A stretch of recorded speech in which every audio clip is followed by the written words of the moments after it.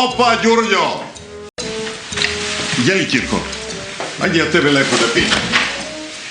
Zašto ti odmah ne otvaraš vrata dok se napolje pred kuću događa medijski klinč?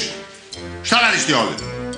Ajde stavljaju ti lanci, katanci i laserski zraci stavi. Ćućoliš onu tvoju aspidu. Ne znam o čemu pričate.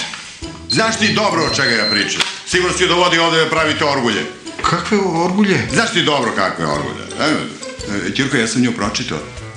Ona je nimfomajka.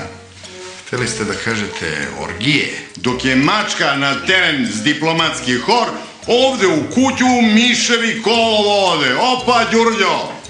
Dok mene medijski klinčuju. I šta njuška sad? Šta to? Ćirko, bre, ti si manijak, bre. Ti samo ženski misliš. Bolje bi bilo da ne pričate mnogo. Ćirko, ja sam nekad bio mlad. A ti, bre, Ćirko, uopšte nisi normalan. O? Izvolite, Šojić.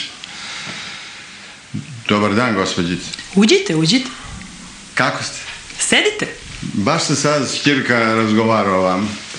Da, čula sam šta ste pričali. Da je on manijaka, ja nimfomanka. Nije moguće. Da, kao da mi sviramo orgulje, kao dva miša, a vi pevate za to vreme u diplomatskom horu. Ne mogu da verujem. Živatinka! Ne derite se, molim vas. Ja sam poručnik kafućino. Izvolite. Donesite mu taj kafućino. Da, i šećer. 2 kocke šećera.